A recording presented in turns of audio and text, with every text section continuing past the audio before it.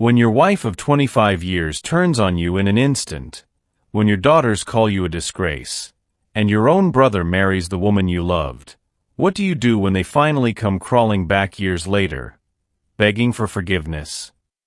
If you've ever been betrayed by the people you trusted most, if you've ever dreamed of justice finding those who wronged you, then hit that like button, subscribe, and settle in. Because this one delivers. I'm not a perfect man, but I was a good husband, and a damn good father. My name is Daniel, not my real name, but I'm 45 years old, and what I'm about to tell you shattered my life. And years later, they want back in. Sarah and I, we were that rare high school sweetheart story that actually worked. We met when we were 14, two kids fumbling through life but holding on to each other like lifelines. My parents adored her. So much so, I sometimes wondered if they loved her more than me. She became the daughter they never had. We dated for 7 years, and when Sarah got pregnant with our first daughter, Jane, we married. It wasn't just a wedding, it was a promise. A promise that we would build something beautiful together. And we did. For daughters, Jane, Tori, Brianna, and Claire. My girls. My whole world. But like every story with betrayal, there was a shadow lingering just out of sight. His name was Jack, my younger brother. Jack always had a thing for Sarah. Even back in high school, he'd flirt with her a little too boldly, laugh a little too loud at her jokes. I brushed it off. He was my brother after all.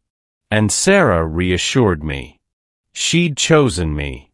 But when I told my family we were getting engaged, Jack snapped.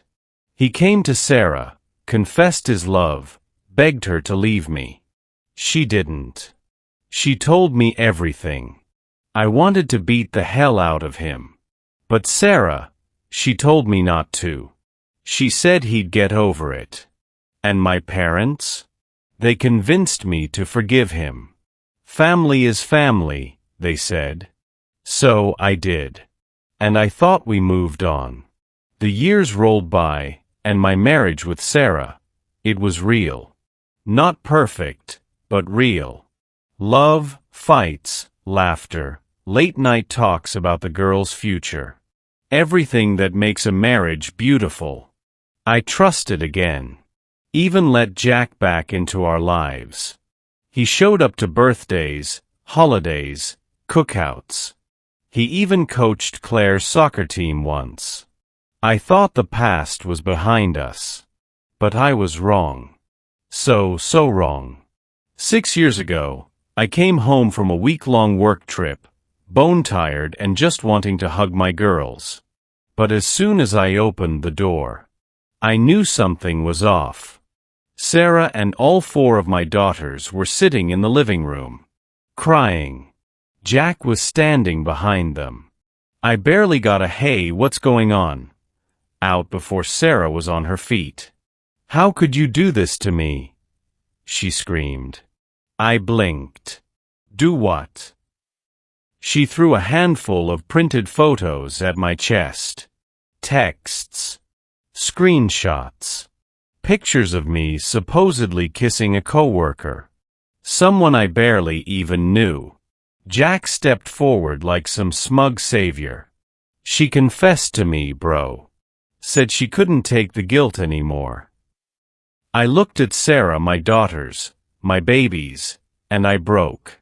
I swear to God, I didn't do this. Sarah, please, this isn't real. Jack, he's lying to you. But it didn't matter. She slapped me. Hard. Jane, my firstborn, called me a disgrace. Tori said I made her ashamed to be my daughter. Even Claire, my little Claire, turned her face away. They kicked me out that night. No trial.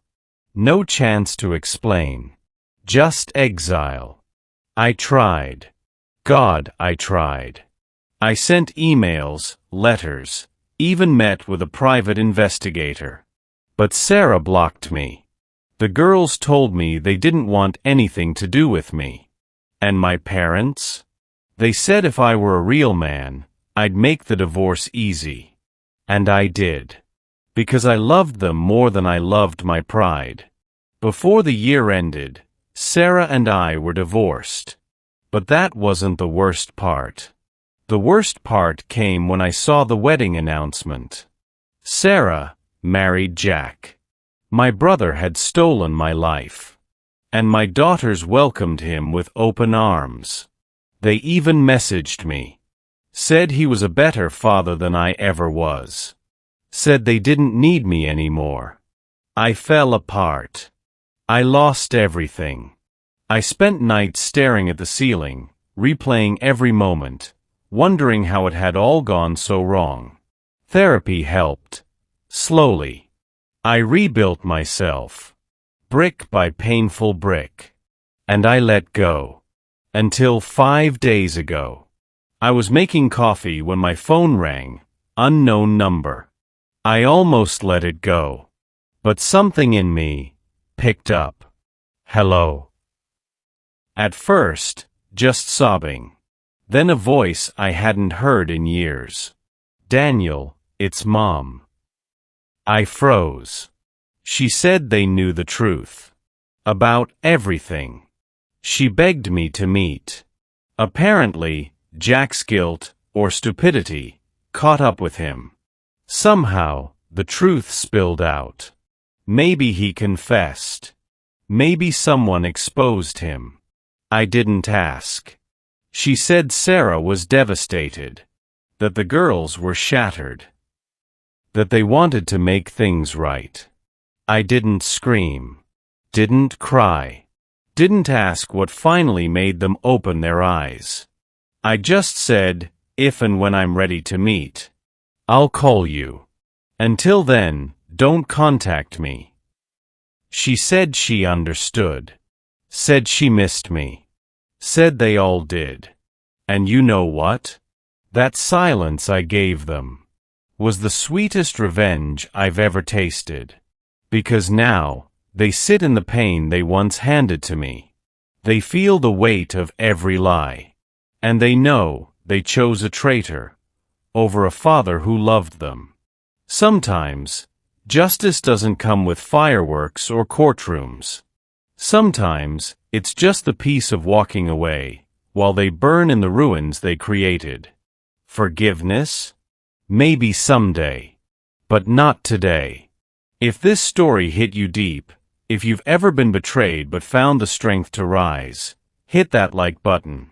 Comment below, what would you do if your entire family turned on you, and then wanted back in? And don't forget, subscribe for more stories just like this one. We've got more justice to serve.